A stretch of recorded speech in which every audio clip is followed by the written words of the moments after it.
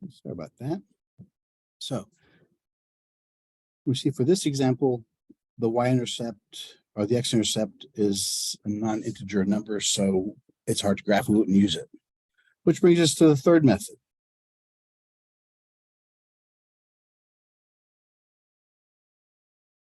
The slope-intercept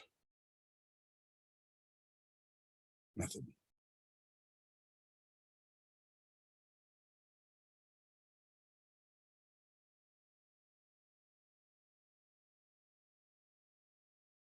The slope-intercept method looks like this. Y equals mx plus b, where m represents the slope and b represents the y-intercept.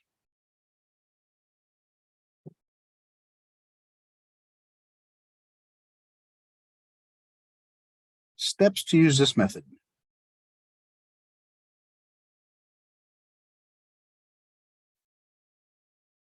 First, solve for y. Y has to be by itself.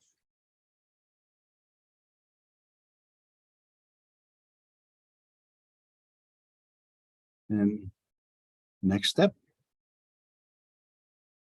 plot the y-intercept, the b value, or the constant,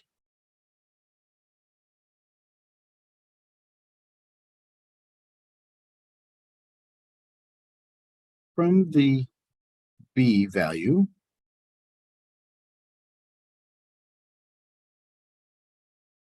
follow the slope to the next point.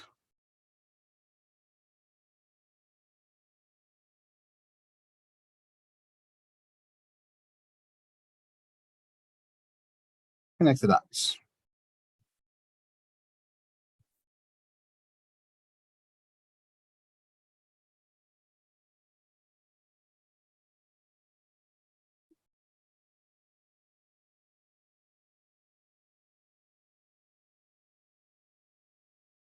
So before we do this, wait till I finish, we have to define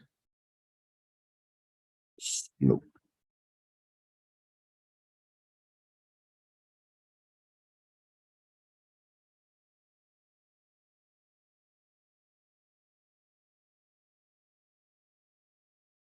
A slope, which is defined as the letter M in mathematics, in words represents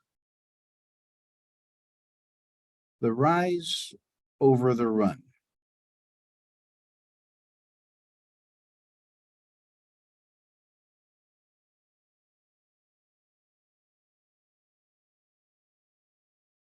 Vertical change over horizontal change.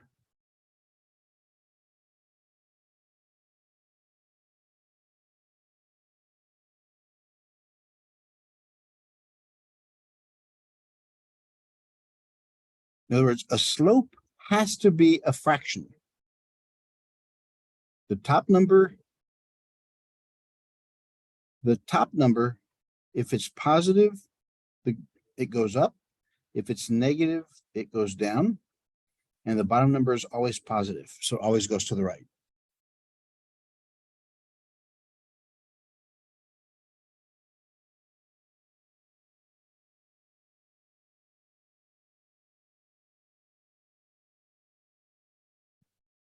So let's look at in this example. Use the slope-intercept method.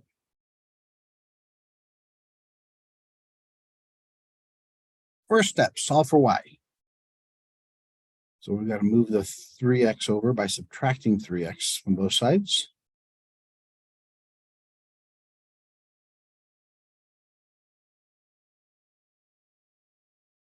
Negative 3x, positive 6.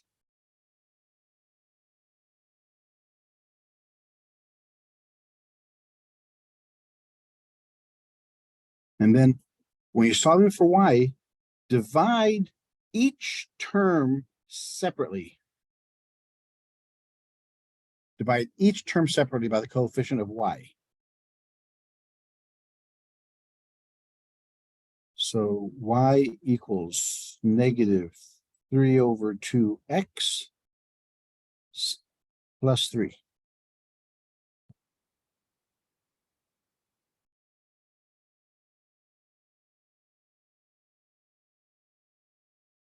Once you get the equation in this form,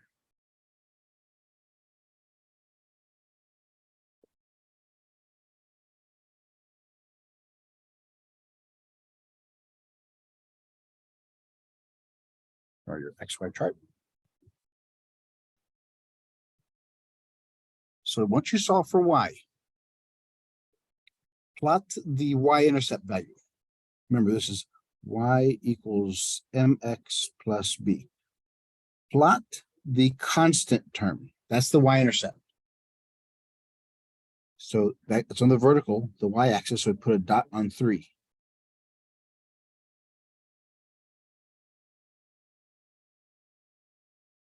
That's the y-intercept. Now, this says, from that b value, follow the slope to the next point. So the slope is -3/2. It's whatever's in front of the x, that's the slope. So from this value here, I go down 3/2.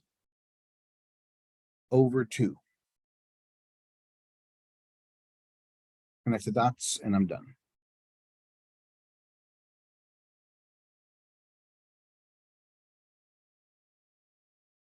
So if you get a solid y-intercept, this is the fastest way.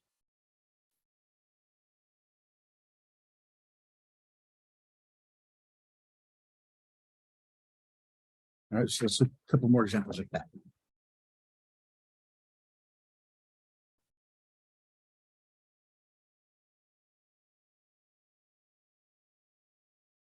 Graph that one.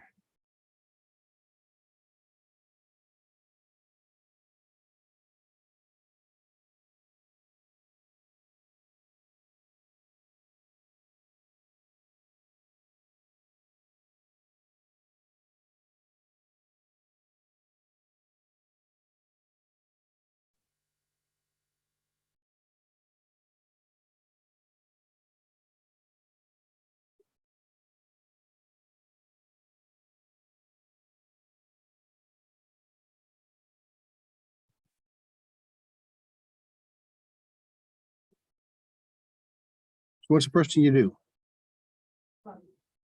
Yeah, plot the constant. So 1, 2, 3, 4.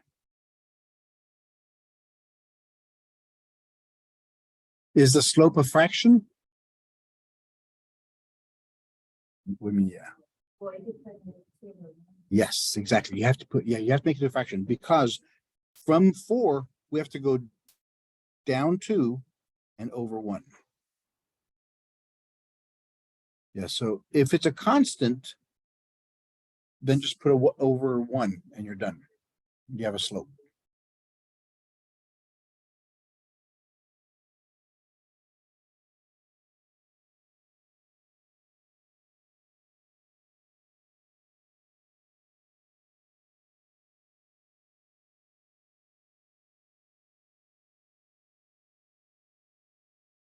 Okay, graph that one.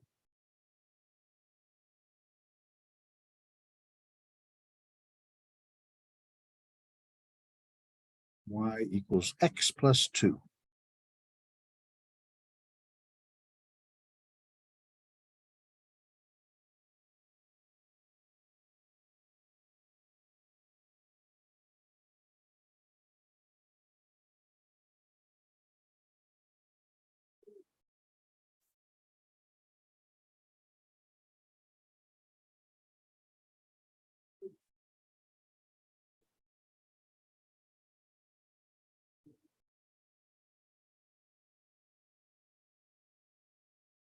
So what's the first point?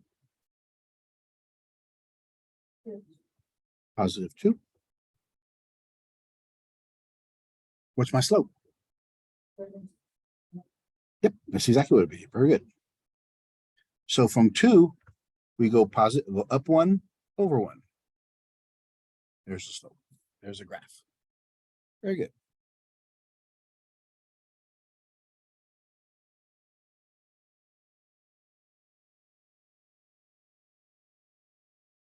How about this one?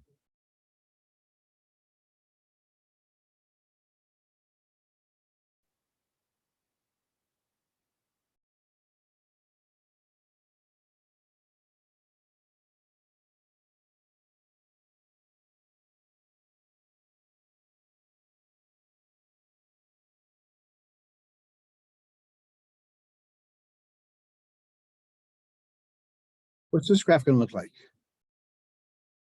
Very good. Because since y equals 3, and no matter what x you give me, no matter what x, if we had a table here,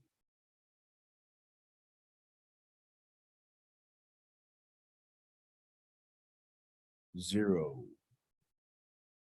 4, 8, 12. What's y going to equal? It's always going to equal 3. So no matter what x you give me, y will be the same. It's a horizontal line. Here's a note. If I have a letter in my equation, then I can cross that axis. I can only cross the axis if I have the letter in my equation. There's no x there, so it'll never cross the x-axis. So what's the slope of this line? Remember, it has to look like this. Since it's a line, it has to be this.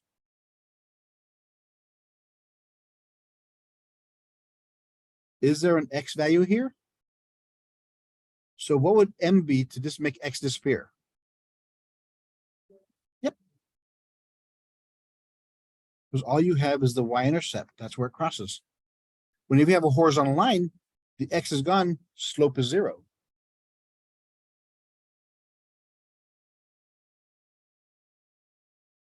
So horizontal lines have slope equal to 0.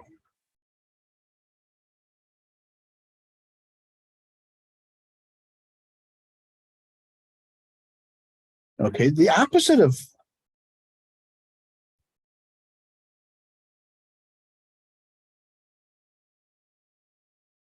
what if my line was this?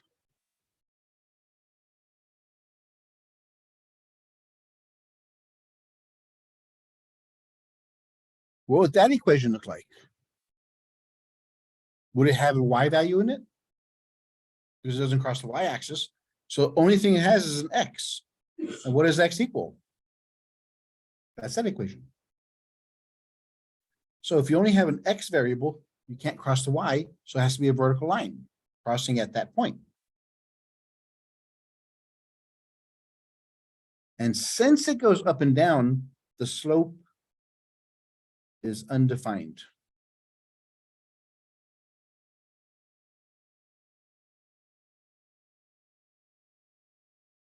So vertical lines have an undefined slope.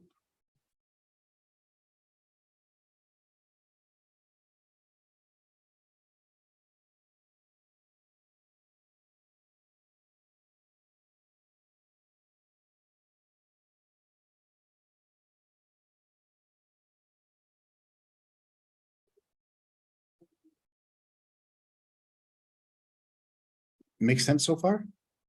You could only have an intercept if you have that letter in the equation. So if the line goes up and down, there's no y value, so it's only x. It can only be what that equals, what it crosses. Same thing with the y value.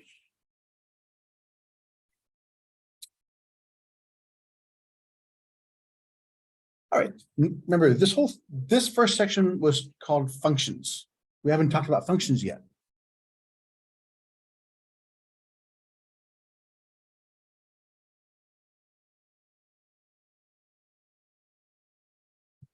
A function is another way of representing the y value.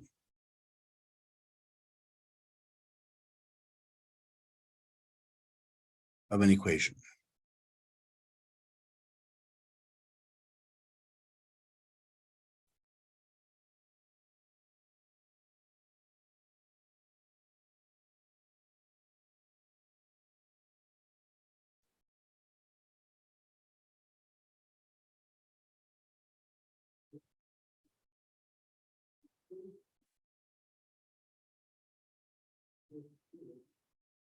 This is the equation we've been dealing with all along.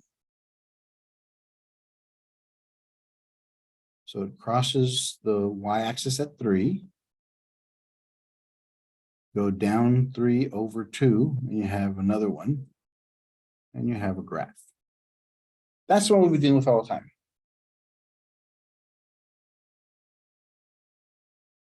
For me to draw other points on this line, I got to create a table.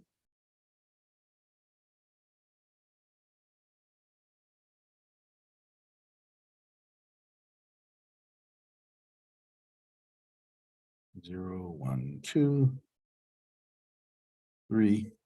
So you see, it's a lot of writing. I have to create a table, then I have to go over here and plug it in there.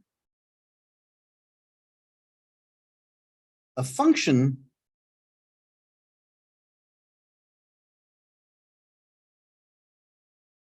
is the y value of a, or at a specific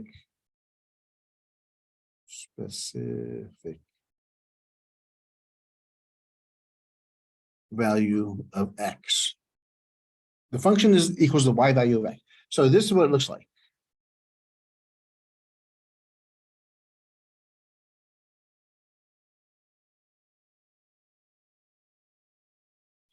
Because y and that are the same thing. This is called the function notation.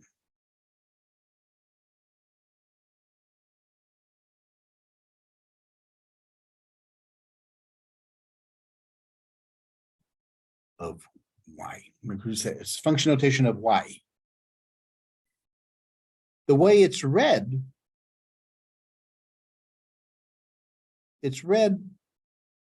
f of x. In other words, the value of the function whenever x is a specific value.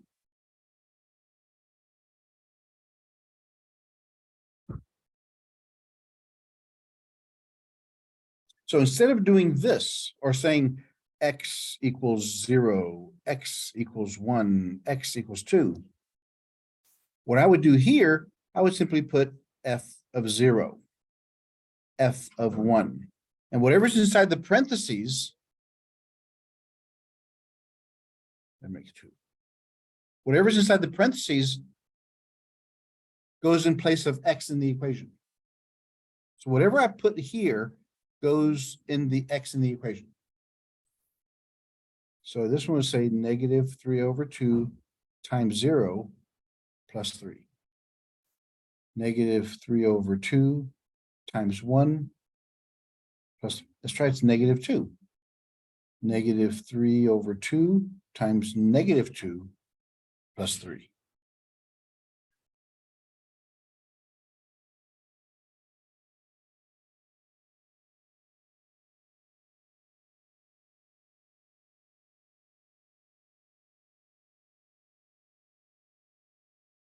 Makes sense?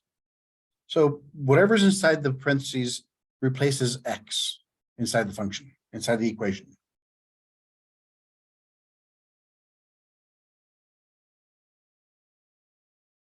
That's not the only thing that changes.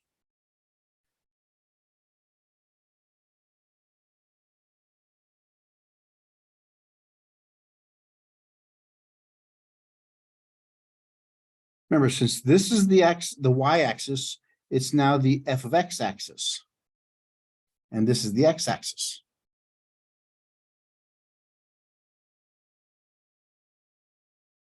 So what would this point be?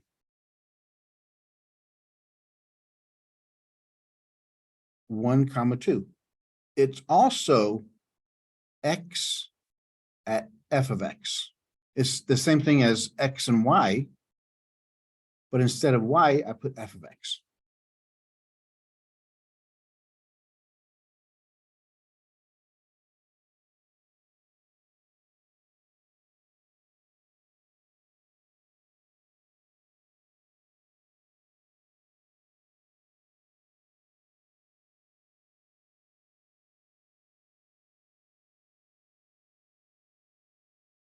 So let's look at this example here. When f of negative two, this one's read f of negative two. Whatever's after the of, that's your x variable. That goes in place of x. F of negative two, so it's that. Let's work this one out. The twos cancel. The negatives cancel. So we have 3 plus 3 is 6. What this says is f at negative 2 equals 6. How would you relate that to a point? How does this relate to a point?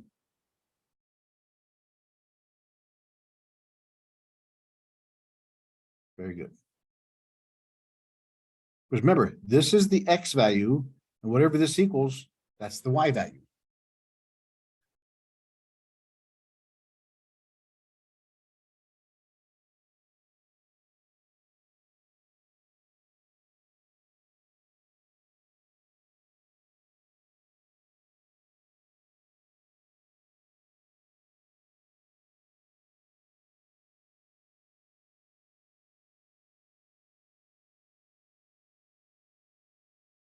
But don't be afraid. Whenever you see a letter, it doesn't have to be f. It could be g of x.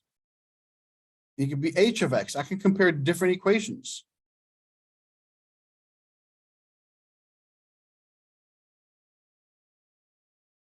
As long as this letter here isn't x or y. So it could be any other letter you want to. F, H, G, I, S, T. It doesn't matter what.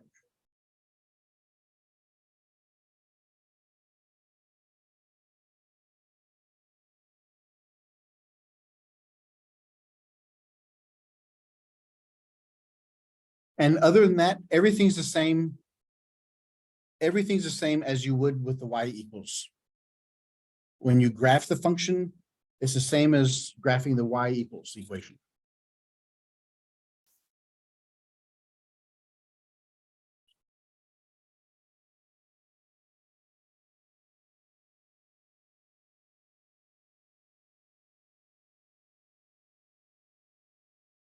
Let's talk about the slope really quick.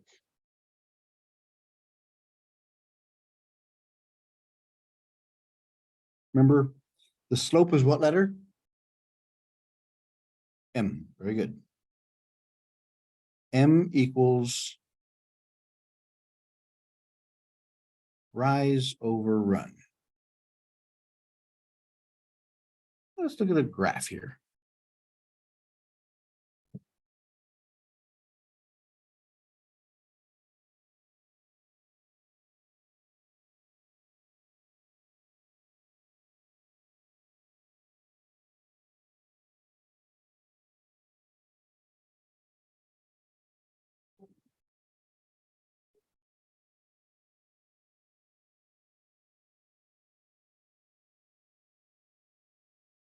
Okay, we have two dots.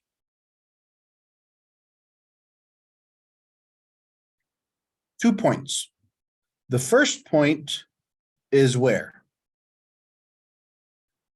1, 1. And where's the second point? 5, 4. Perfect.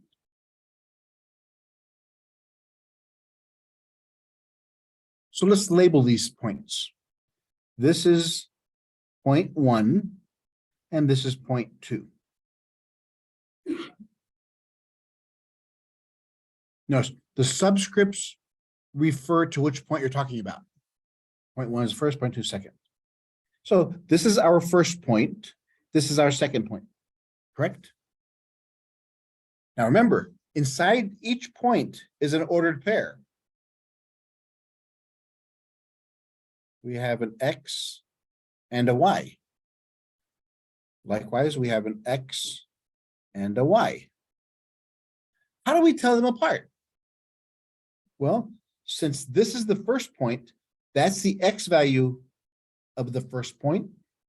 That's the Y value of the first point.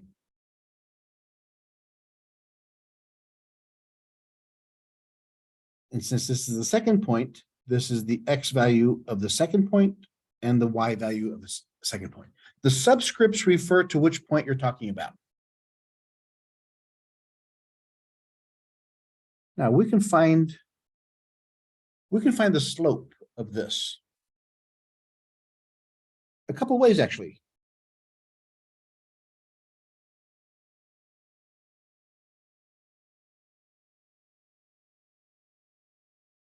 First off, the X values, the run part.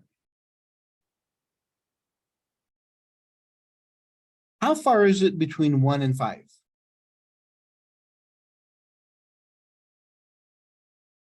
How'd you get 4? You just counted, yes. Okay, so in that case, between 3 and 57.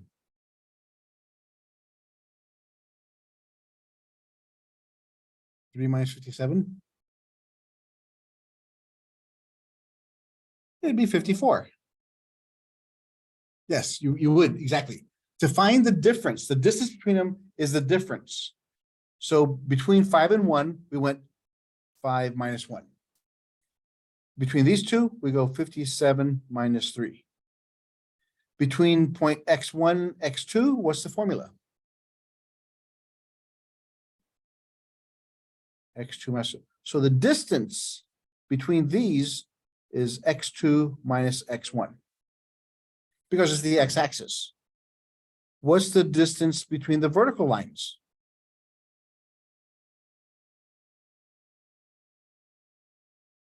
Well, it's 3, but in the formula method. Y2 minus Y1. Exactly. So the Y's represent vertical, the X is horizontal.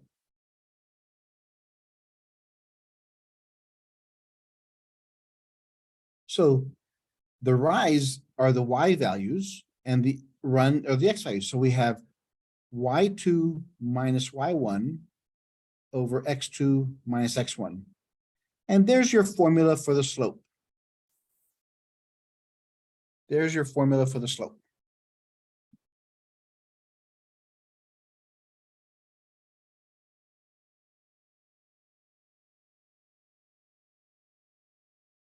So the first thing you do, if you're asked to find the slope, you have to label x1, x2, y1, y2.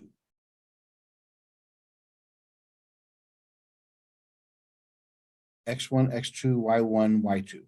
So what is x1 in our example? Yeah, x1 is 1. What's x2? Very good. What's y1? And y2? Once you label those, finding the slope is just a matter of plug and play. What's y2? Y1 is 1. X2 is 5. X1 is 1. 4 minus 1 is 3. 5 minus 1 is 4. So the slope is 3 over 4.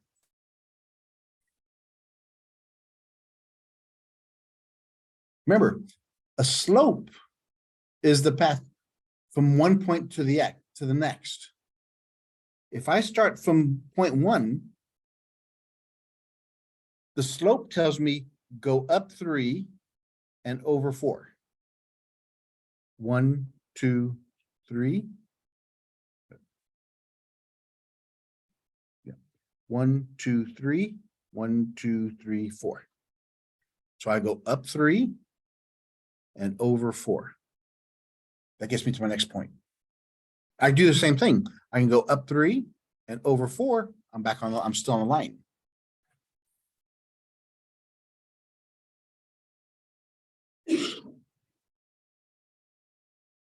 So find me the slope between these 2 points.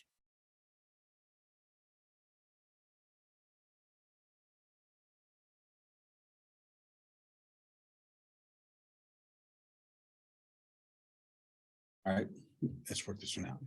Remember, this is our first point, this is our second point. So this is x1, y1, x2, y2. So let's label that. x1 is -2, x2 is 5, y1 is 4, y2 is -7. This is the most important part, because if you get these numbers wrong, your answer is going to be wrong. So yeah, this is the most important part. That's why I said you have to make sure these numbers are the same, because everything else from there is just plug and play. And get used to writing the formulas. It'll help you memorize it. Y2 is -7. Y1 is 4. X2 is 5 minus X1 is -2. -7 minus 4, they're both negatives. So add 7 plus 4. The 2 negatives become a positive. 5 plus 2. There's your slope. Do not convert that to a mixed number. Because what does this tell me? It goes from one point to the next. I go down 11 and over 7. Down 11, over 7 to my next point.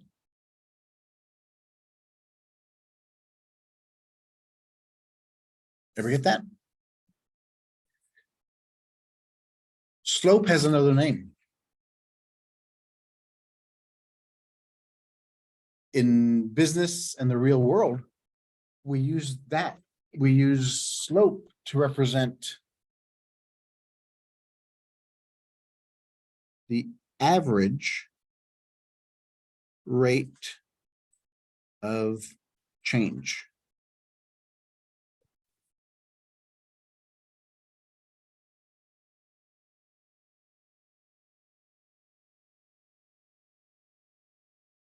Whenever you have a chart,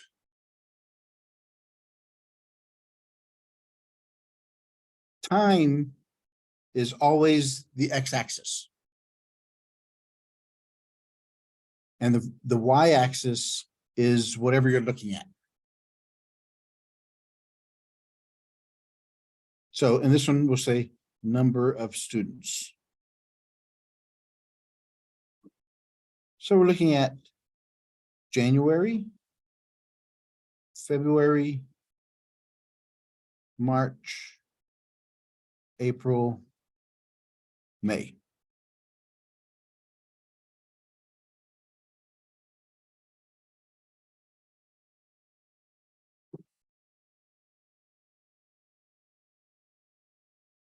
Or so we say the average number. So an average number of students that attend a face-to-face class. So in January, we had a whole bunch.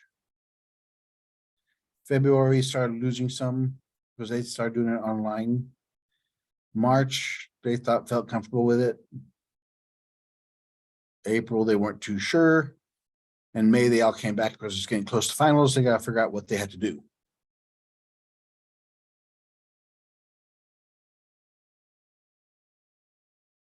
So then you just connect each dot separately.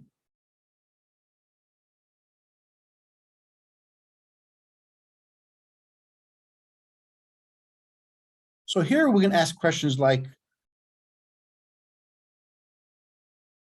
what was the average number of students in the class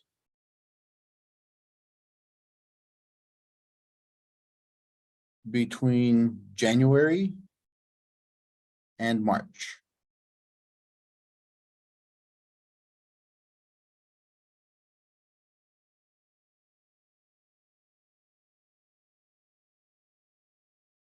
Well, January is the first month, February is the second, March is the third, fourth, fifth. So what's the location of this first point?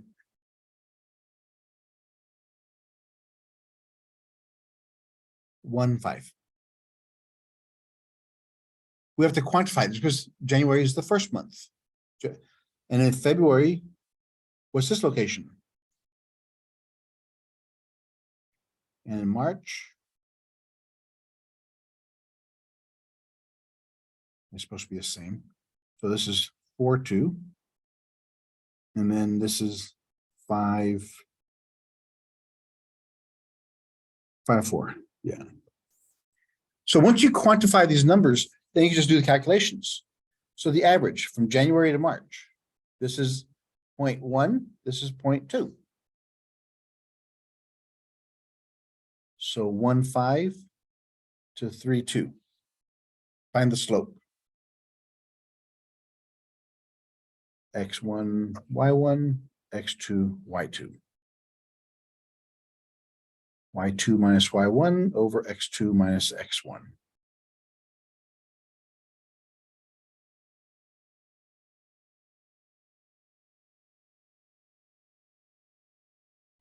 Y2 is 2, Y1 is 5, X2 is 3. 2 minus 5 is -3 over 2.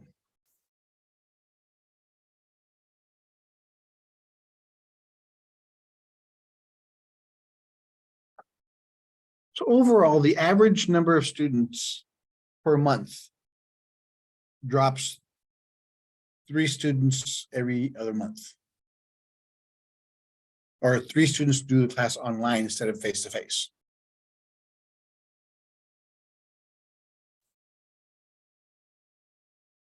All right, we've done sections 1 and 2 now. So next time we'll do sections 3 and 4. We finish chapter 7. You know, do only 4 sections. And then next week we'll do chapter 8.